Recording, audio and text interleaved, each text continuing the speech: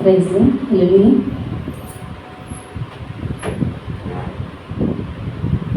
ఈ సమయంలో మనం ధ్యానం చేసుకోబోయే వాక్య భాగంలో అంశాలు ఏమిటంటే దీవెనగా మారిన వేదన. అయితే ప్రతి మనిషి యొక్క జీవితంలోని వేదన అన్నది వస్తూ ఉంటుంది.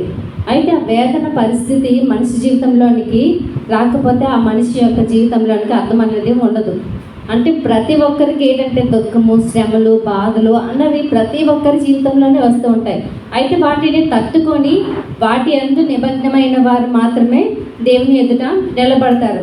అయితే ప్రతి ఒక్కరి జీవితంలో ఆ సమస్యలు వచ్చినప్పుడు కొంతమంది ఏం చేస్తారంటే వచ్చిన వేదనని ఎలా తట్టుకోవాలి, ఎలా పరిగణించాలి అని వారికి తెలియలేక కొంతమంది గుండె లోతుల్లోనే కృంగిపోతూ ఉంటారు.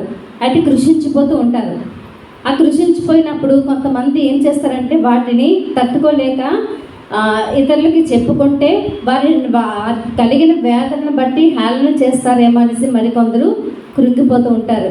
మరికొందరు ఏం చేస్తారంటే వారు కలిగిన వేదనను బట్టి నేను ఇవి తట్టుకోలేని పరిస్థితులు నన్ను ఏలుబడి చేస్తున్నాయి కనుక నేను ఈ పరిస్థితిని తట్టుకోలేను, ఈ వేదనని భరించలేకపోతున్నాను అని ఏం చేస్తారంటే కొంతమంది ఆత్మహత్యలు అనేవి చేస్తూ ఉంటారు. మరికొందరు ఏం చేస్తారంటే ఈ వేదనని వ్యతిరేకతలు లోకం నుండి వారు కలిగిన పరిస్థితులను బట్టి కొన్ని వ్యతిరేకతలు వస్తూ ఉంటాయి. ఆ వ్యతిరేకతలు వచ్చినప్పుడు వారు ఏం చేస్తారంటే కొంతమంది వాటిని తట్టుకొని నిలబడుతూ ఉంటారు. అయితే నిలబడిన తర్వాత వారు ఏం చేస్తారంటే వారికి కలిగిన ఉద్దేశం ఏంటంటే వ్యతిరేకతలు అన్నవి అనేటివి వస్తూ ఉంటాయి, కానీ వాటిని నేను లెక్క చేయకూడదు. ఎందుకంటే నేను ఎదుటి వ్యక్తిని అన్ని హేళన చేస్తూ నా వేదనని వారికి చెప్పుకున్న తర్వాత వారు నన్ను హేళన చేస్తూ ఉంటారు కనుక వాటిని నేను పట్టించుకోను. అయితే నా వేదనని, దుఃఖాన్ని, నా బాధను అన్నిటిని కూడా నా దీవెనగా మార్చగల దేవుడు, సర్వశక్తి గల దేవుడు ఒక్కడ మాత్రమే ఉన్నాడనేసి వారు ఆలోచిస్తూ ఉంటారు. ఈ సమయంలో ఇక్కడ కూడి వచ్చిన ప్రతి ఒక్కరిని కూడా తెలియజేస్తుంది ఏంటంటే ఏ వేదనతోని, ఏ బాధతోని ఈ మందిరానికి వచ్చి ఉన్నారు ఈ సమయంలో నాకైతే తెలియదు, కానీ దేవుడు ఆ వేదన అన్నిటిని కూడా దీవెనగా మార్చబోతున్నాడు. హల్లెలూయా. అయితే మనం తెలుసుకోవాల్సింది ఏమిటంటే ఆ వేదన ఏదైతే ఉందో అది దేవుని ముందు మనం పెట్టేవారిగా ఉండాలి. ఇక్కడ వేదన నుండి దీవెనగా మార్చబడిన ఒక వ్యక్తి మనము బైబిల్ గ్రంథంలో చదువుకుని ఉన్నాము. మొదటి దినవృత్తాంత గ్రంథము 4వ అధ్యాయము 9వ వచనంలో మనం చూసుకున్నట్లయితే ఒక వ్యక్తి మనకి కనబడుతున్నాడు. చదవండమ్మా. ఎబేజు తన సహోదరుల కంటే ఘనము పొందినవాడై ఉండెను. వేదన పడి కంటిని అని అతని తల్లి ఎబేజు అని పేరు పెట్టెను. హల్లెలూయా, హల్లెలూయా. అంటే తన తల్లి ఏం చేస్తుందంటే ఎబేజ్ అనే కుమారుని కనేటప్పుడు తన వేదన పడి తన కుమారుని కన్నాను అనేసి ఎబేజ్ అని పేరు పెట్టినట్లుగా మనకు అక్కడ కనబడుతుంది. ఎబేజ్ అంటే ఇక్కడ పుట్టినోట్లో కనబడుతుంది వేదన పుత్రుడు. అంటే తన తల్లి వేదన పడి ఎంత వేదన పడి ఉంటుందో ఆ కుమారుని కనేటప్పుడు ఆ వేదన అన్నిటిని తట్టుకోలేక తను ఎబేజ్ని తనకి ఎంతకుముందు కూడా నా కుమారులు కన్నది, మరి ఎవరికి కూడా అలా దుఃఖం కలిగింది, వీడి వల్ల పుట్టడం వల్ల నాకు నష్టం కలిగింది అని ఎప్పుడు చెప్పలేదు, కానీ ఈ ఎబేజ్ని బట్టి మాత్రమే ఆ తల్లి దుఃఖిస్తున్నట్లుగా మనకి కనబడుతుంది. అయితే ఈ వేదన పుత్రుడిని తన వేదన పడి కనింది. అంటే బైబిల్ గ్రంథంలో దేవుడు ఆది కాలంలోనే మనకి వాగ్దానం చేసి ఉన్నాడు. ఏమిటంటే ఆది కాలం 3వ అధ్యాయము 16వ వచనంలో వేదనతో పిల్లల్ని నీవు కందువనేసి దేవుడు చెప్పాడు. అంటే వేదన అనేది స్త్రీకి ప్రసవ సమయంలో కలుగుతున్న సందర్భం అన్నమాట. అయితే ఆ సందర్భాన్ని తను వేదన కంటూ ఉంది, కానీ పరిస్థితి ఏమిటంటే తనకి చుట్టుపక్కల ఉన్న పరిస్థితిని బట్టి వారికి ఉన్న ఆర్థిక ఇబ్బందులను బట్టి తను వేదన పడుతూ ఆ సమయంలోని కంటుంది కనుక ఆ బిడ్డకి వేదన పుత్రుడు అనేసి పేరు పెట్టినట్లుగా మనకి కనబడుతుంది. చాలామంది తల్లులు ఏం చేస్తారంటే వాళ్ళు పుట్టిన పిల్లలకి పుట్టిన వెంటనే ఏదైనా నష్టం జరిగింది అనుకోండి, చుట్టుపక్కల అక్కడ జరుగుతున్న సందర్భాన్ని బట్టి వారు ఏం చేస్తారంటే వీడు పుట్టిన తర్వాత మా కుటుంబంలో నష్టం కలిగింది, వీడు పుట్టిన తర్వాత ఈమె పుట్టిన తర్వాత మాకు అప్పుడు పాలు అయిపోయామనేసి వారి కుమారులకి కుమార్తెలకి ఏం చేస్తారంటే పిల్లల్ని యొక్క క్యారెక్టర్ని డిసైడ్ చేస్తూ ఉంటారు. అలా డిసైడ్ చేస్తున్నప్పుడు వాళ్ళు ఏమనుకుంటారంటే ఈ బిడ్డడు పుట్టినదాన్ని నా వల్లే కావాలి ఈ నష్టం కలిగింది, నా వల్లే కుటుంబానికి వేదన కలిగింది అనేసి తల్లిదండ్రులు అన్నవారు బిడ్డల మీద వాళ్ళ ప్రభావం చూపించడం వలన బిడ్డలు ఎంతగానో దుఃఖపడుతూ ఉంటారు. అయితే అలాగే బైబిల్ గ్రంథంలో కొంతమంది వ్యక్తులను మనం జ్ఞాపకం చేసుకుంటే తను ఆదికాండ 35:18 మనకి ఒక వ్యక్తి కనబడుతున్నాడు. అతను దుఃఖపుత్రుడు బెనోని. అంటే తన తల్లి తన దుఃఖముతో బిడ్డని ప్రయాసపడి కంటున్నందు కనుక తనకి దుఃఖపుత్రుడు అనేసి చెప్పింది. అంటే తను బెనోని అని పేరు పెట్టింది. తన తండ్రి ఏం చేశారంటే బెన్యామినిగా మార్చాడు. కుడి చేతి పుత్రుడిగా మనకి కనబడుతున్నాడు. అంటే కొందరు తల్లి ఏంటంటే వేదన పడింది, తన చనిపోయే స్థితిలోనికి వచ్చింది, దుఃఖముతో ప్రయాసపడి కంటుంది కనుక తన కుమారుడికి దుఃఖపుత్రుడు, ఇతను నాకు దుఃఖం పుట్టాడు కనుక ఇతను దుఃఖపుత్రుడు అనేసి తన కుమారుడి పేరు పెట్టింది. మరొక స్త్రీ ఉంది. ఆ స్త్రీ ఏంటంటే తన కుమారుడికి ఇకాబోతు అని పేరు పెట్టింది. ఒకసారి చదవండమ్మా. 1 సమూయేలు 4:21 మనం చూసుకున్నట్లయితే 1 సమూయేలు 4:21 దేవుని మందసము పట్టబడిందని సంగతిని పెనిమిటియు చనిపోయిన సంగతి తెలుసుకొని ప్రభావం ఇశ్రాయేలు నుండి పోయినని చెప్పి తన బిడ్డకు ఇకాబోతు అని పేరు పెట్టాను. హల్లెలూయా. అంటే అక్కడ ఇజ్రాయేల్ ప్రజలు ఏం చేస్తారంటే మందసమును తీసుకుని వచ్చేటప్పుడు తన పెనిమిటిని తన భర్తను ఆ మందసమును ముట్టుకున్నారు. అయితే పట్టబోతుంటుంటే ఏం చేస్తారంటే వాళ్ళలోని ఇజ్రాయేల్ ప్రజల్లోని దేవుని యొక్క ప్రభావం ఇజ్రాయేల్ ప్రజలకి ప్రభావం పోయింది. అంటే తన భర్తన తన పెనిమిటి మామ కూడా చనిపోయారు కనుక ఆ ఇజ్రాయేల్ ప్రజల్లో నుండి ప్రభావం అన్నది పోయింది కనుక ఇకాబోతు అంటే ప్రభావం పోవడము. ఇజ్రాయేల్ ప్రజల్లో నుండి దేవుని యొక్క ప్రభావం పోవునట్టు అని ఆ పేరుకి అర్థం అనేది పెడుతున్నారు. అంటే కొంతమంది అలా పేర్లు పెట్టి పిల్లల యొక్క భవిష్యత్తుని డిసైడ్ చేస్తూ ఉంటారు. అయితే అటువంటి పరిస్థితుల నుండి వచ్చిన వాడే ఈ ఎబేజు. అయితే తన తల్లి ఏం చేస్తుందంటే తన కుమారుడిని కంటున్నప్పుడు ప్రసవించి చాలా ప్రయాసపడింది కనుక ఆ కుమారుడికి దుఃఖపుత్రుడు అని పేరు పెట్టినట్లుగా మనకి కనబడుతుంది. వేదన పుత్రుడు అనే విషయం మనకు కనబడుతుంది. అయితే ఈ వేదన కలిగిన ఎబేజు దీవెనకరమైన వాడిగా మార్చినట్లుగా అదే వచనంలో మనకు కనబడుతుంది. ఎలా మార్చబడ్డాడంటే తన సహోదరులందరికంటేనే ఘనముగా దేవుడు చేసినట్లుగా కనబడుతుంది. ఆ వచనంలో చూడండి నెంబర్ 9వ వచనము. ఎబేజు తన సహోదరుల కంటే ఘనత నొందిన వాడై ఉండేను. హల్లెలూయా. అంటే తన తల్లి వేదన పడింది కానీ దేవుడు ఏం చేశానంటే తన సహోదరులు అందరికంటే గొప్పగా ఘనత పొందిన వాడిగా మనకి కనబడుతున్నాడు. అంటే దేవుడు అంత గొప్పగా తన సహోదరుల కంటే ఘనత పొందడానికి మొట్టమొదటి కారణం ఏమిటంటే ఎబేజు ఎవరిని చూశారంటే ఎవరి వద్దకు వచ్చారని మనం గమనించినట్లయితే మొట్టమొదటిగా దేవుని వద్దకు వచ్చినట్లుగా మనకి కనబడుతుంది. చాలామంది ఏం చేస్తారంటే వారి జీవితంలో కొన్ని పరిస్థితులు మార్పులు వస్తున్నప్పుడు ఏంటంటే నా ఇష్టము, నా పరిస్థితులు, నా ఆస్తిపాస్తులు, నా అంతస్తులను బట్టి వారు ఏం చేస్తారంటే వారి పవర్ని సామర్థ్యాన్ని బట్టి నేను ఏదైనా చేయగలను, నాకు ఏదైనా సాధ్యం అనేసి కొంతమంది అనుకుంటూ ఉంటారు. అయితే వాటి నుండి కొంతమంది ఆ భ్రమలో పడిపోయి నాకు మాత్రమే సాధ్యము, నాకు దేవుడు తలాంతులు ఇచ్చాడు, నేను ఏదైనా చేయగలను, ఎవరి మీద నేను ఆధారపడాల్సిన అవసరం లేదనేసి కొంతమంది ఆలోచన చేస్తూ ఉంటారు. అయితే దేవుడు ఏమంటున్నాడంటే దేవునికి సాధ్యమైనది అసాధ్యమైనది ఏది కూడా లేదు. అయితే అతడు ఏదైనా మార్చగల శక్తి గల దేవుడు కనుక దేవుని వద్దకు వచ్చాడు. ఏంటంటే దేవుడు ఏ విషయానైనా ఎవరినైనా ఏ బాధనైనా దేవుడు దీవెనగా మార్చగలడనేసి దేవుని వద్దకు వచ్చినట్లుగా మనకి కనబడుతుంది. బైబిల్ గ్రంథంలోని మనము కొన్ని వాక్య భాగాలను చూసుకున్నట్లయితే చిరుతపులి తన మచ్చలని మార్చుకోలేదు. అలాగే యెహోవా ఇజ్రాయెల్ ప్రజల్ని ఆశీర్వదిస్తాను అని అన్నాడు కానీ ఆ పదాన్ని ఎవరు కూడా మార్చలేడు. అలాగే మీలోని ఎవడైనా మోరడు ఎత్తుగా అవలేడు అన్న వాక్యాన్ని కూడా మార్చలేము. అలాగే మనుషులు ఏమనుకుంటారంటే నా పరిస్థితులను బట్టి నేను ఏదైనా సాధించగలను, ఏమైనా చేయగలను అని అనుకుంటారు కానీ అది జరగదు. ఎప్పుడైతే నీ పరిస్థితుల్ని నీ యొక్క వేదనని, నీ యొక్క దుఃఖాన్ని దేవుని ముందు ఎప్పుడైతే పెడతావో అప్పుడు ఆయన నిన్ను దీవెనకరమైన వ్యక్తిగా దేవుడు మార్చగలుగుతాడు. ఎఫెసీ ఏమనుకున్నానంటే, నా పరిస్థితులు మారాలి, నా వేదన మారాలి, నేను ఆశీర్వాదకరంగా మారాలి అనేసి ఎఫెసీ అనుకున్నాడు. కనుకే తన దేవుని యొద్దకు వచ్చినట్లుగా మనకి కనబడుతుంది. అయితే దేవుని యొద్దకు వచ్చిన తర్వాత ఆయన నా పరిస్థితిని మార్చగల దేవుడు ఒకే ఒకరున్నాడు, ఆయనే సర్వశక్తి గల దేవుడు అని దేవుడిని ఆశ్రయించాడు. మనము కూడా ఈ సమయంలో ఏం చేయాలంటే, మనకు కొన్ని పరిస్థితులు మనల్ని వేదన గురి చేస్తున్నప్పుడు ఆ వేదన అన్నింటినీ కూడా నా దేవుని ముందు పెట్టి, ప్రభా నా పరిస్థితి ఇది ప్రభా, నా కుటుంబ పరిస్థితి ఇది ప్రభా అని దేవుని ముందు పెట్టినప్పుడు మన సొంత నిర్ణయాలు, మన సొంత ఆలోచనలు కాదు, కానీ ఆ ఆలోచన అన్నింటిని కూడా దేవుడిని ముందు పెట్టినప్పుడు దేవుడు దీవెనకరమైన పరిస్థితుల్లోనికి మార్చగలడు. హల్లెలూయా. అదేవిధంగా బైబిల్ గ్రంథంలో దావీదును మనం జ్ఞాపకం చేసుకుంటే, దావీదు ఒకనొక సందర్భంలో అన్నాడు.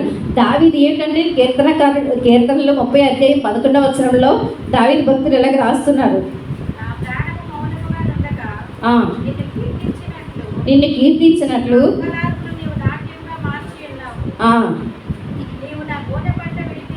నా గోనె పట్టు విడిపించి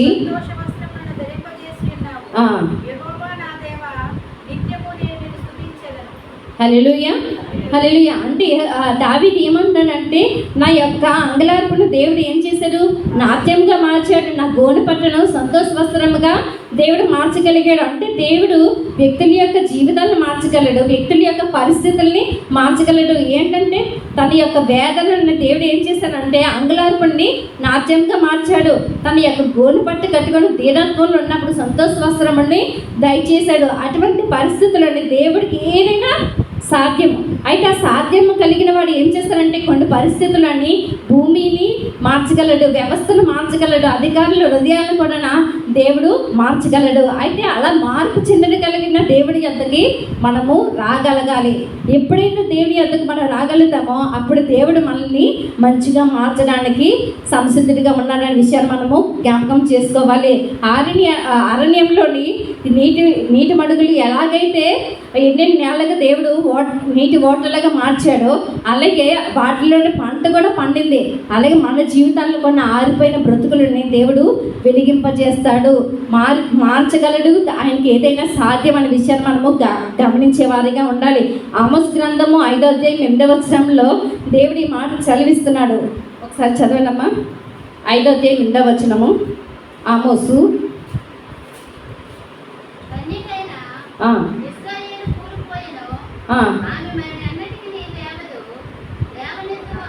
ఐదో అధ్యాయం 8వ వచనం.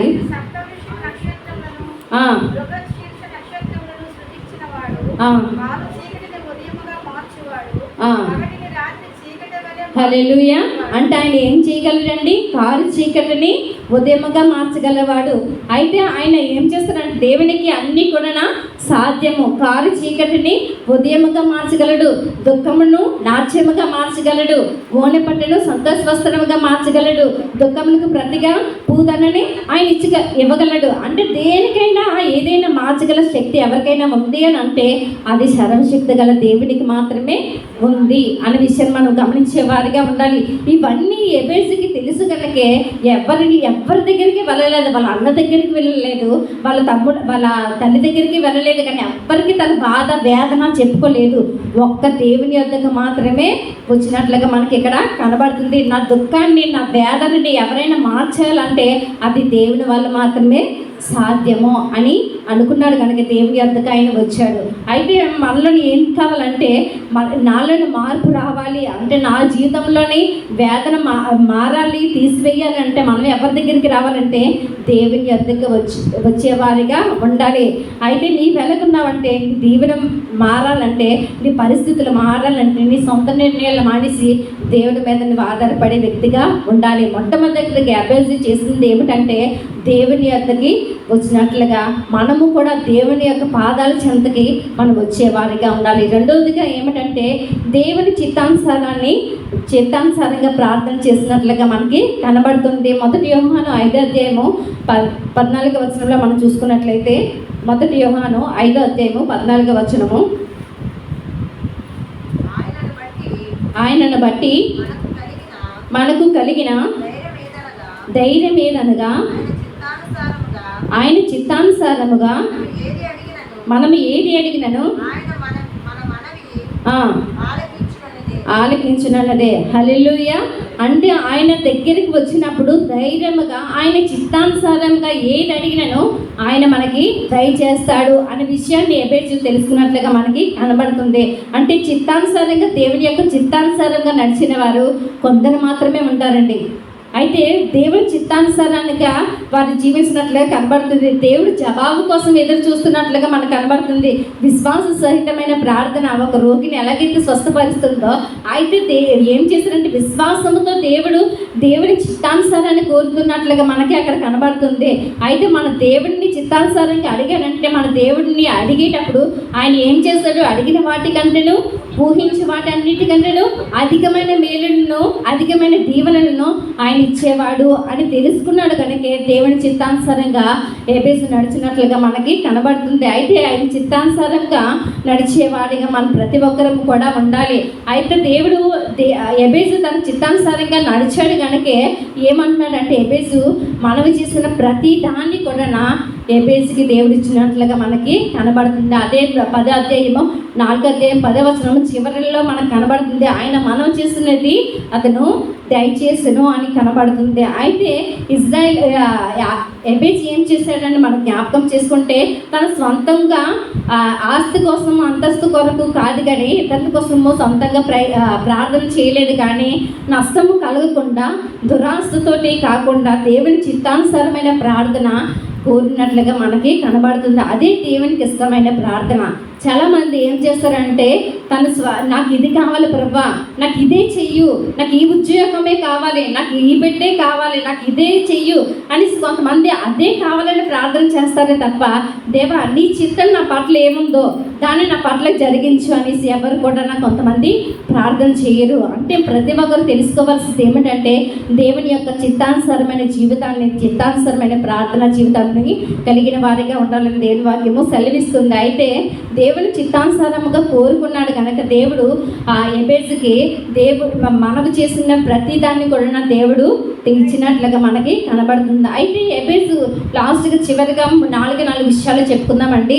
ఎబేజు దేవుని సన్నిధానంలో దేవునికి ప్రార్థన చేసేటప్పుడు అతను చేసిన మనవులు 4 విషయాలు ఉన్నాయి. ఆ మనవులు ఏమిటనేది మనము ధ్యానం చేసుకుందామండి. 10వ వచనంలో మొదటి వచనంలో మనం చూసుకున్నట్లయితే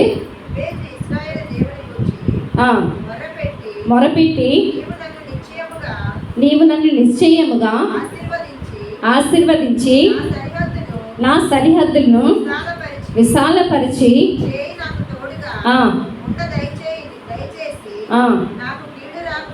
నాకు కీడు రాకుండా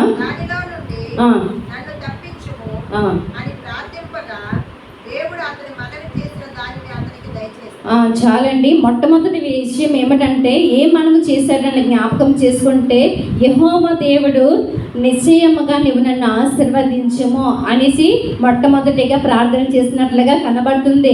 దేవుడు ఏమిటంటే బైబిల్ గ్రంథంలో చాలా వ్యక్తులను దేవుడు ఆశీర్వదించుకుంటూ వచ్చాడు. ఇజ్రాయేల్ ప్రజలను అరణ్య మార్గంలోనే ఆ యొక్క ఐగుప్తు బానిసత్వంలో ఉండేటప్పుడు ఆ శ్రమల్లోని వేదన పడుతున్న సమయంలోని ఏం చేస్తున్నారంటే దేవుడికి మొరపెట్టినప్పుడు ఆ కాలినడకల్లోనే నడుచుకుంటూ వచ్చారు. ఆ నడుచుకుంటూ వచ్చినప్పుడు ఎన్నో శ్రమలు వేదనలు కలుగుతున్నప్పుడు దేవుడు ఇజ్రాయేల్ ప్రజలకి ఒక వాగ్దానం ఇచ్చాడు. ఇజ్రాయేల్ ప్రజల్ని ఆశీర్వదించే దేవుడు అనేసి ఇజ్రాయేల్ ప్రజల్ని ఆశీర్వదించినట్లుగా మనకి కనబడుతుంది. అయితే వారి పరిస్థితులన్నిటిని కూడా నా దేవుడు తెలుసుకొని వారిని ఆశీర్వదించినట్లుగా మనకి కనబడుతుంది. అంత మాత్రమే కాదు కదండి, దేవుడు ఎలా ఆశీర్వదించారంటే వాళ్ళు ఆ యొక్క కనాను దేశానికి చేరుకోవడానికి పాలుతేలు ప్రవహించే ప్రదేశానికి వాళ్ళు వెళ్ళడానికి దేవుడు ఆ యొక్క అరణ్యంలోని నడిపించేటప్పుడు పగలు మేఘస్తంభముగాను రాత్రి అగ్నిస్తంభముగాను ఉన్నాడు. అంత మాత్రమే కాదు కానీ సముద్రంలోని ఆ యొక్క మార్గాన్ని కూడా ఆయన కలుగు చేసినట్లుగా ఉన్నారు. అంటే దేవుని యొక్క ఆశీర్వాదాలు వారి పట్ల ఉన్నాయంటే వాళ్ళకి ఏ కీడు రాదు, ఏ బాధ రాదు, ఏ వేదన అనేది ఉండదు. ఇజ్రాయేల్ ప్రజలు ఆ యొక్క అరణ్యంలో వెళ్తున్నప్పుడు దేవుడు వారికి తోడుగా ఉన్నాడు కనుక వారికి ఏ వేదన కూడా కలగకుండా దేవుడు ఆశీర్వదించినట్లుగా మనకి కనబడుతుంది. అంత మాత్రమే కాదు కదండి, యోసేపును మనం జ్ఞాపకం చేసుకుంటే తన యొక్క సహోదరులు చిన్న వయసు నుండి తన మీద అసూయ కలిగి ఉండేవారు. అసూయత ఉండేటప్పుడు తన తండ్రి ఎత్తుకొని దించలేని పరిస్థితిలో ఉంటున్నప్పుడు తను ఎలాగైనా తండ్రి నుండి దూరం చేయాలి అనుకునే సమయంలోనే ఏం చేస్తున్నారంటే ఒక గోతులో పడేశారు. ఆయన అవ్వలేదనేసి వేరే వారికి బానిసగా అప్పచెప్పేశారు. అమ్మేసిన తర్వాత ఒక ఆ శ్రమలోని తట్టుకోలేకపోతున్న నా తల్లి చనిపోయింది, నా తండ్రి ఏమొచ్చి నా తండ్రి ఇష్టపడి నన్ను దగ్గర చేసుకుంటున్నాను అనేటప్పటికి నా యొక్క అన్నలు నా నుండి దూరం చేసేసారు. కానీ ఏంటి ప్రభా నాకు ఈ పరిస్థితి ఏంటి అని అనుకున్న సమయంలోని మరి యోసేపు ఏమొచ్చి ఎక్కడికి వెళ్ళిపోయాడు, ఆ యొక్క ఐగుప్తుకి వెళ్ళిపోయాడు. ఆ యొక్క ఐగుప్తుకి వెళ్ళిపోయిన తర్వాత అక్కడ ఏం జరిగింది, కొంతకాలం చెరసాలలో ఉండిన తర్వాత ఆ యొక్క రాజ్యంలో ఫరో రాజు ఇంటికి పిలిచి తనకు అధికారం దాని మీద అధికారం ఇచ్చిన తర్వాత అక్కడ ఒక స్త్రీ తను ఏం చేస్తుందంటే ప్రలోభ పెడుతుంది. నువ్వు నాతో పాపం చేయి, నాతో సైనించని ప్రలోభిస్తే తన వస్త్రాలు సైతం విడిచిపెట్టుకొని పారిపోయినట్లుగా మనకి కనబడుతుంది.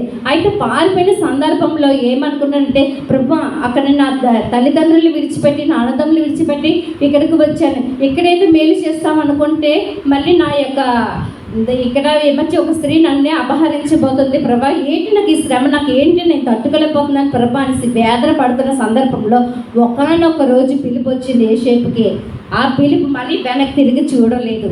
ఆ యొక్క వేదనన్నిటిని దేవుని ముందు ఎప్పుడైతే పెట్టాడో ఆ వేదన కాని పరిస్థితుల్లోని ప్రధానమంత్రి స్థానంలోని దేవుడు ఉంచినట్లుగా మనకి కనబడుతుంది. దేవుడు ఆశీర్వదించాలనుకుంటే ముందు మీ మధ్య ఏం పెడతానంటే కొన్ని పరిస్థితుల్ని తట్టుకోగలిగిన పరిస్థితుల్ని మీ ముందు పెడుతూ ఉంటాడు. ఆ పరిస్థితుల్ని తట్టుకొని ఉండేటప్పుడే దేవుడు ఆశీర్వాదకరమైన జీవితాన్ని నీకు ఇస్తాడు అనే విషయాన్ని జ్ఞాపకం చేసుకునే వారిగా ఉండాలి. యాకోబు ఏం చేస్తారంటే ఆ యొక్క బావి దగ్గర ఉండేటప్పుడు దేవుడితో పెనుగులాడుతున్నాడు, ప్రభా నువ్వు నన్ను ఆశీర్వదించు, నువ్వు నన్ను ఆశీర్వదిస్తేనే కానీ ఈ సమయంలో నేను వదలననేసి ఉదయకాల సమయం వరకు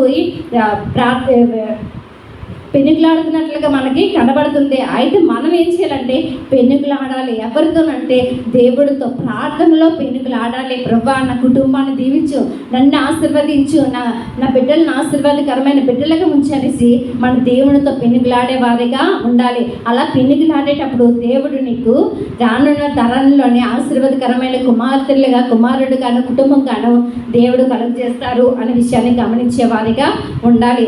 అయితే మనం ఇంకో వ్యక్తిని జ్ఞాపకం చేసుకున్నట్లయితే అబ్రహాముని దేవుడు ఏం చేశారంటే ఆశీర్వదిస్తాను, నీ కుటుంబాన్ని అంతటిని కూడా ఆశీర్వదిస్తాను అన్నారు. అప్పటికి పిల్లలు లేరు, ఎవరు లేరు. తన భార్యని తీసుకొని వేరే ప్రాంతానికి వెళుతున్నప్పుడు ఒక రాజు, సోదమ రాజు సెలవిస్తున్నాడు ఏమిటంటే నీవు నా దగ్గర ఉన్న ఆస్తి అన్నింటిని కూడా నువ్వు తీసుకొని వెళ్ళిపో, నువ్వు అక్కడ ఉండి సంతోషంగా ఉండు, ఆస్తులు అన్నీ సంపాదించుకుంటే నీ యొక్క ఆస్తి నాకు ఒక్కటి కూడా వద్దు, కానీ నీ యొక్క చెప్పుల వారు కూడా నాకు ఏమీ వద్దు, ఎందుకంటే దేవుడు నన్ను ఆశీర్వదిస్తాననేసి నాకు ఎప్పుడో వాగ్దానం చేశాడు. అయితే నీ యొక్క ఒక్కటి కూడా నాకు అవసరం లేదు, ఎందుకంటే దేవుడు నన్ను ఆశీర్వదిస్తాను అన్నాడు కనుక నువ్వు ఒకవేళ నీ దగ్గర నేను ఏదైనా తీసుకొని వెళ్ళి నేను అక్కడ దేవుడు నన్ను ఆశీర్వదించిన తర్వాత నేను గొప్ప అయితే నువ్వేమంటావంటే నేను ఇచ్చిన దాన్ని బట్టి కదా నువ్వు గొప్ప అయ్యావు, నువ్వు ఈ యొక్క ఆస్తులు సంపాదించుకున్నావు, ఈ ధనాన్ని సంపాదించుకున్నావు, ఈ భూములు సంపాదించుకున్నావు అనేసి రేపు పొద్దున నువ్వు అనవచ్చు.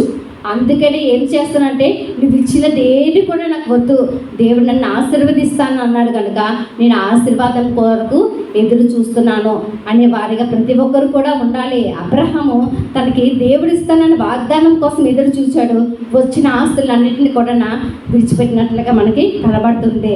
ఆది కాలంలోనే ఆ దేవుడు సృష్టించేటప్పుడు ఆదామ హవ్వల్ని సృష్టించేటప్పుడు ఆ యొక్క ఏదేని అనే యొక్క వనము ఆశీర్వాదకరమైన వనంలోని వారి ఇరువురిని పెట్టిన తర్వాత వారికి ఏం కలిగిందంటే దేవుడు సమృద్ధిగా మీకు ఇష్టమైనది అన్నీ తినండి కానీ ఆ ఫలం మాత్రమే తినద్దు అని చెప్పిన తర్వాత ఒక సర్పం వచ్చి వారి మధ్యలోని వారికి కుయుక్తితో మాట్లాడుతూ ఏమంటుందంటే దేవుడు మిమ్మల్ని మోసపరుస్తున్నాడు, మిమ్మల్ని అన్ని ఫలాలు తినమన్నారు కానీ దీన్ని తింటే మీకు ఇంకా జ్ఞానం అయిపోతారు, దేవుని కంటే గొప్పవారు అయిపోతారు కనుక తినద్దన్నారు అనేసి చెప్తే వాటిని నమ్మకుండా ఏం చేస్తారంటే వాటిని తిని దేవుని యొక్క ఆశీర్వాదాలని పోగొట్టుకున్నట్లుగా మనకి కనబడుతుంది. అంటే దేవుడు ఆశీర్వాదిస్తాడు అని ఎలా అయితే చెప్పి అబ్రహాము తనకు వచ్చిన ఆస్తిని దూరం చేసుకున్నాడో, ఈ యొక్క ఆదాము హవ్వలు ఏం చేస్తున్నారంటే దేవుడిచ్చిన ఆశీర్వాదాలన్నీ విడిచిపెట్టి ఆ యొక్క పాము సర్పమైన సాతాను చెప్పిన మాటలు విని దేవుని యొక్క ఆశీర్వాదాలు పోగొట్టుకున్నట్లుగా కనబడుతుంది. మనము ఏ పరిస్థితిలో ఉన్నాము? దేవుడు నీకు ఇచ్చిన ఆశీర్వాదాల కొరకు ఎదురు చూసేవారిగా ఉన్నావా, లేకపోతే ఆశీర్వాదాలు ఇచ్చిన వాటిని విడిచిపెట్టి నాకు వద్దు వేరే ఏదైనా కావాలి ఇంకేదైనా అనేసి ఆశపడేవారుగా ఉన్నామా? ఒకసారి గమనించాలి. ఆ పూర్వీకుడి యొక్క ఆశీర్వాదమును చూసి ఎబేజ్ ఏం చేస్తారంటే, యెహోవా దేవుడైనా నీవు నిశ్చయముగా నన్ను ఆశీర్వదించమనేసి మొట్టమొదటిగా మనం చేసినట్లుగా కనబడుతుంది. రెండవదిగా మనం చూసుకున్నట్లయితే నా సరిహద్దులను విశాలపరచుము. సరిహద్దులను విశాలపరచుము అంటే దేవుడు ఆశీర్వదించిన తర్వాత తను కలిగిన భూమిని నాకు ఇంత ఆస్తి ఇచ్చావు కదా ప్రభా, నాకు ఎంత దయచేయు అంత దయచేయి అనేసి వాటి కోసము కాదు, కానీ ఏదైతే ప్రతి వ్యక్తి జీవితంలోని ఆ యొక్క బలాన్ని ఆత్మీయంగా ఏదైతే అభివృద్ధి చెందకుండా కొన్ని బోర్డర్స్ కొందరు గీసుకుంటారు. ఇంతవరకు చాలు, నా ఉద్యోగంలో నేను ఇంతవరకు నమ్మకంగా ఉంటే చాలు అనుకోని కొన్ని బోర్డర్స్ గీసుకుంటారు. కానీ దేవుడు ఏం చేస్తారంటే నీ పరిస్థితులు సరిహద్దులు అన్నిటిని కూడా విశాలపరచడానికి సంసిద్ధుడిగా ఉన్నాడు కనుక ఆ విశాలతలోనికి అనేక మందిని ప్రార్థన పరులని సేవ చేసేవారు అయితే వారి పరిస్థితులని దేవుడు సరిహద్దులని విశాలపరిచి వారిని ఇంకా అనేక మందిని దేవుని మందిరానికి తీసుకొని రావడం, లేకపోతే దేవుని యొక్క పరిచర్యలో పనిచేయడానికి ఉపయోగపడేలా తీసుకురావడమే సరిహద్దులను విశాలపరచడం అనేది. చాలామంది అనుకుంటారు సరిహద్దులు విశాలపరచడం అంటే ఆస్తుల్ని పెంచుకోవడము, లేకపోతే అంతస్తులు పెంచుకోవడం, కారులు కొనుక్కోవడం అనుకుంటారు. ఆ సరిహద్దులు కాదు, కానీ ఆధ్యాత్మిక జీవితాల్లోని సరిహద్దులు అన్నవి మనము సంపాదించుకునే వారిగా ఉండాలి. యెషయా గ్రంథము 54వ అధ్యాయము 2-3 వచనాల్లో మనం చూసుకున్నట్లయితే, యెషయా 54వ అధ్యాయము 2-3 వచనాలు. విశాలపరచుము, నీ నివాస స్థలములు దానిలో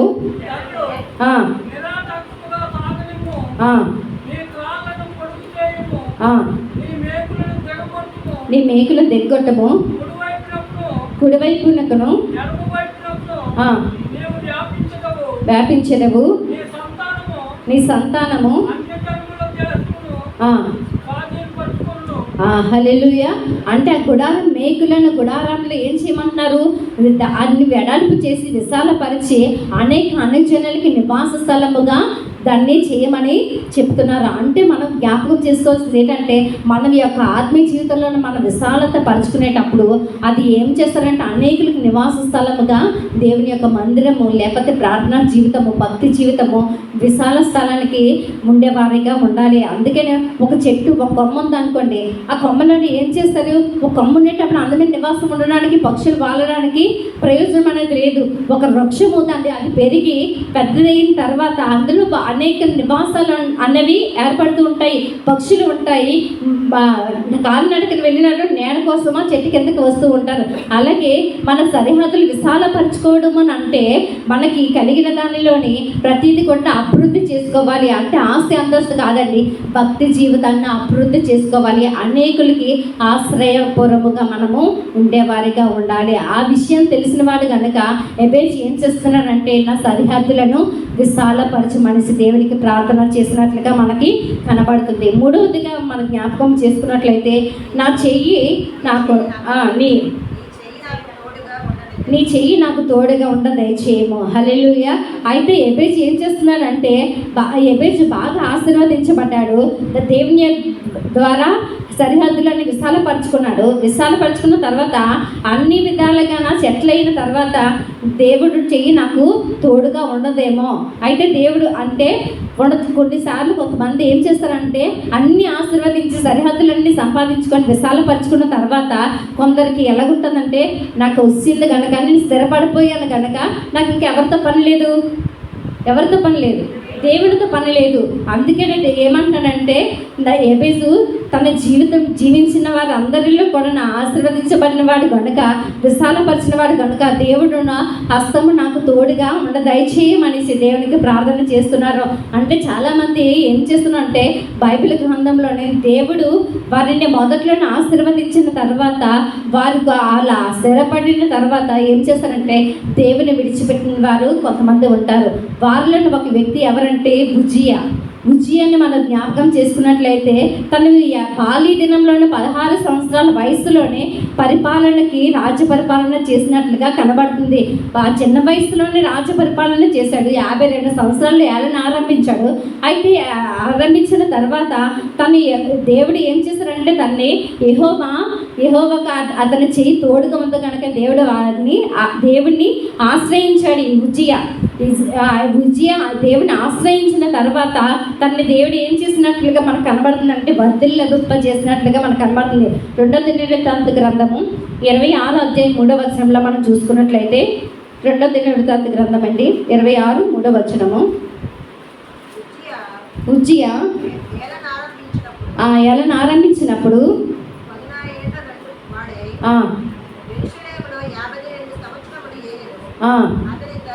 అతని తల్లి యెరూషలేము కాపురస్తురాలు, ఆమె పేరు చదువు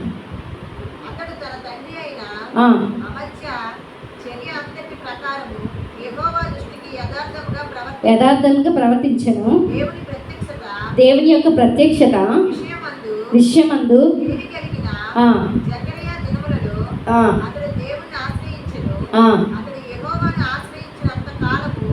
యెహోవాను ఆశ్రయించిన అంతకాలమును దేవుడు అతన్ని వర్ధిల్లింప చేస్తున్నా. అంటే ఉజ్జియా ఏం చేశాడంటే దేవుడిని ఆశ్రయించినంత కాలము కూడా దేవుడు వారిని వర్ధిల్లింప చేసినట్లుగా మనకు కనబడుతుంది. దేవుని హస్తం అతనికి తోడుకున్నంత వరకును దేవుడు వర్ధిల్లింప చేసినట్లుగా మనకు ఆ వచనంలో కనబడుతుంది. అయితే అలా దినదినం అభివృద్ధి పొందుతున్నప్పుడు తనలోనికి చిన్న లోపం అన్నది వచ్చింది. ఏమిటంటే గర్వించాడు. అంటే దేవుడు నన్ను ఆశీర్వదించాడు, సరిహద్దులు విశాలపరిచాడు, దేవుడు నన్ను ఏం చేశాడు వర్ధిల్లింప చేశాడు కనుక నేను ఏదైనా చేసేయచ్చు, నా వంటి వాడు ఎప్పుడు కూడా లేడు, నాకు ఏదైనా సాధ్యం, నేను వెళ్ళి దేవుడి మందిరంలోనికి వెళ్ళి నేను ఆరాధన చేసేయచ్చు, ధూపార్తన వేసేయచ్చు, ఏదైనా చేసేయచ్చు అనేసి అనుకున్నాడు. యాజకుల పనులు కూడా ఉజ్జియా చేసినట్లుగా మనకి కనబడుతుంది. ఆ యొక్క 16వ వచనంలో కనబడుతుంది. అంటే ఉజ్జియా ఏం చేస్తున్నాడు, ధూపార్తన తీసుకుని వెళ్ళిపోయి యాజకులు చేయాల్సిన పనిని కూడా వెళ్ళి చేస్తున్నప్పుడు ఆ యొక్క బలిపీఠం దగ్గర యాజకులు చేయాల్సిన ధూపార్తని వేస్తూ ఉండేటప్పుడు ఆ ధూపార్తిని ఆ యొక్క అగ్నిగుండంలో పడుతున్నప్పుడు తన చెయ్యి నుండి ఏం కారుతుందంటే ఆ యొక్క సీమని ఎత్తుడు కారుతున్నట్టుగా మనకి కనబడుతుంది. అంటే అలా ఉంటూ ఉండగా ఏం చేస్తుందంటే తను గర్వించడం వలన తనకి కుష్ఠరోగం ఏర్పడినట్లుగా మనకి కనబడుతుంది. ఒకసారి చదవండి అమ్మ 16వ వచనము. చేత పట్టుకొని రౌద్రుడై యాజకుల మీద కోపము చూపెను. యెహోవా మందిరములో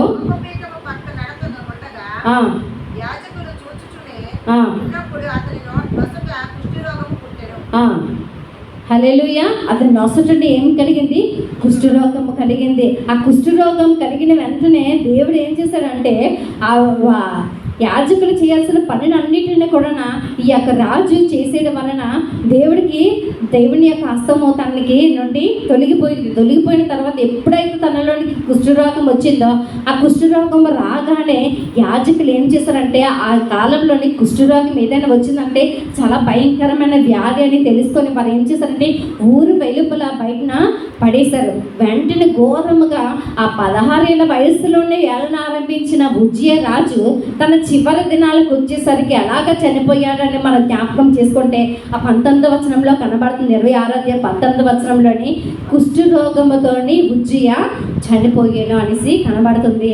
అంటే అంత ఘోరమైన పరిస్థితి ఎందుకు కలిగింది అని అంటే దేవుడు తను వర్ధిల్లింప చేశాడు, స్థిరపరిచాడు. దేవుడిని అప్పటిదాకా ఆశ్రయించాడు. కానీ చివరి దినాలకు వచ్చేసరికి ఏం చేశారంటే తనలోని గర్వం పెరిగిపోయి దేవుణ్ణి విడిచిపెట్టేసి యాజకులు చేసిన పనులు కూడా ఇక్కడ ఉజ్జియా చేసేట వల్ల ఘోరమైన శిక్షని అనుభవించినట్లుగా మనకు కనబడుతుంది. దేవుని యొక్క హస్తం మనలో ఉన్నప్పుడు, మనకు తోడుగా ఉన్నంత వరకును ఎలా ఉంటుందంటే దేవుని యొక్క ఆశీర్వాదం ఉంటుంది, దేవుని యొక్క దీవెనలు ఉంటాయి. దేవుడు మన సరిహద్దులను విశాలపరుస్తాడు. ఎప్పుడైతే దేవుని యొక్క హస్తము, దేవుని యొక్క తోడు మనకి లేకుండా బయటికి వెళ్ళిపోయిందో ఆ ఉగ్రతకి పాత్రులుగా మనం ఉంటాము అనే విషయాన్ని గమనించే వారిగా ఉండాలి. అయితే ఎజ్రా అనే వ్యక్తి ఏం చేస్తున్నాడంటే దేవుని హస్తం అతనికి తోడుగా ఉండడం వలన ప్రతిదీ కూడా ఆ యొక్క రాజు దగ్గర మనం చేస్తున్నట్లుగా మనకు కనబడుతుంది. ఎజ్రా 7:6 చూసుకున్నట్లయితే యెహోవా హస్తము ఎజ్రాకు తోడున్నందున రాజు అనుగ్రహము పొందుకున్నట్లుగా కనబడుతుంది. అంటే రాజుకి అనుగ్రహము ఎవరు పొందుకున్నారు? ఎజ్రా పొందుకున్నట్లు కనబడుతుంది. ఎవరి వల్ల అంటే దేవుని యొక్క హస్తం అతనికి తోడుగా ఉండడం వలన. దేవుని యొక్క హస్తము తోడుగా లేకపోతే వారు ఏమీ కూడా చేయలేరు. ఆ యొక్క యెరూషలేము ప్రాంతానికి మేము వెళతాము అని అంటే ఆ యొక్క దేవుని హస్తం తోడుగా ఉంది కనుక ఎజ్రా ఆ ప్రజలందరినీ కూడా ఆ యెరూషలేము ప్రాంతానికి తీసుకెళ్ళగలిగారు. ఆ యొక్క మార్గం మధ్యలోని ఎలుగుబంటులు, జంతువులు, శత్రువులు వాళ్ళందరూ కూడా మమ్మల్ని చుట్టుముట్టి మమ్మల్ని చంపేస్తారేమో, మా దగ్గర అన్ని తీసేసుకుంటారేమో అనేసి దేవునికి ప్రార్థన చేస్తున్నప్పుడు మనం చేసిన ప్రతి క్షణము కూడా దేవుడు మనని అనుక్షణము కూడా కాపాడుతున్నట్లుగా మనకి కనబడుతుంది. అంటే వారు ప్రతి విషయంలో కూడా దేవుని యొక్క హస్తము దేవునికి మనం చేస్తున్నట్లుగా మనకి కనబడుతుంది. దేవుని యొక్క హస్తము వారికి తోడు లేకపోతే యెరూషలేము ప్రాంతానికి, వాళ్ళ స్వదేశ ప్రాంతానికి వాళ్ళు వెళ్ళి ఉండేవారు కాదు. దేవుని యొక్క హస్తం వారికి తోడుగా లేకపోతే వారు ఆ ప్రమాదకరమైన పరిస్థితుల నుండి దాటుకొని వచ్చేవారు కాదు. ఏ పరిస్థితిలో మీరు ఉన్నప్పటికీ కానీ దేవుని యొక్క హస్తం మీ మీద లేకపోతే ఆ ఉగ్రతకి పాత్రులుగా ఉంటారు. అందుకే నేను ఎబేసి ఏం చేశారంటే దేవుని యొక్క ఆ యొక్క అనుగ్రహము పొందుకున్నట్లుగా మనకి కనబడుతుంది. అంటే దేవుని యొక్క ఆశీర్వాదం పొందుకున్నాడు. సరిహద్దులు విశాలపరచబడిన తర్వాత దేవుని హస్తం అతనికి తోడుగా ఉండాలి. ఈ హస్తం నాకు తోడుగా లేకపోతే నేను కీడు నుండి, ఆపద నుండి, నేను ఆపదలను పడిపోతానేమో, ఇంతకు ముందు వారి వల్ల నేను అవ్వకూడదు అనేసి దేవునికి మొరపెట్టినట్లుగా మనకి కనబడుతుంది.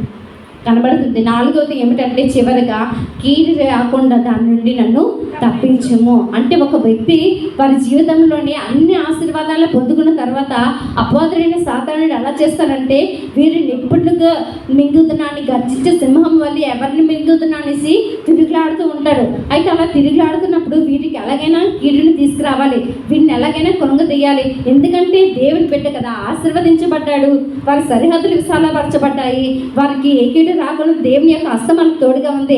అయితే వీటన్నిటిని తప్పించాలంటే వీడికి ఎలాగైనా కీడు అనేది తలపెట్టాలి. వీడు ఒక మొదటి స్థానంలోనికి వెళ్ళిపోయాడు కనుక వీడి నుండి నేను తప్పించబడాలి, వీడిని ఎలాగైనా తప్పించాలి అనేసి కీడు పడుతూ ఉంటాడు కనుక వాటి నుండి ప్రభువా కీడు నుండి నన్ను తప్పించి, కీడేమి రాకుండా నన్ను తప్పించమనేసి దేవునికి ప్రార్థన చేసినట్లుగా మనకు కనబడుతుంది. ఈ 4 మనములు దేవునికి ప్రార్థన చేశాడు కనుక ఎబేజు యొక్క జీవితము వేదనకరమైన పరిస్థితి నుండి దేవుడు దీవెనగా మార్చినట్లుగా మనకి కనబడుతుంది. మన యొక్క టైటిల్ ఏంటండి? దీవెనగా మారిన వేదన. నీవే పరిస్థితిలో ఉన్నప్పుడు కానీ, నీవు ఎలా ఉన్నప్పుడు కానీ, నీ వేదన, దుఃఖము, బాధ, శ్రమ అన్నిటిని దేవుడు ముందు పెట్టినప్పుడు దేవుడు ఎబేసుని ఎలాగైతే ఆశీర్వదించాడో, బైబిల్ గ్రంథంలో అనేక మంది వ్యక్తులు ఎలా ఆశీర్వదించబడ్డారో అలాగే ఈ వేదనని దేవుడు దీవెనగా మార్చబోతున్నాడు. ఈ కొద్ది మాటలు దేవుడు దీవించి ఆశీర్వదించును కాక. ఆమేన్.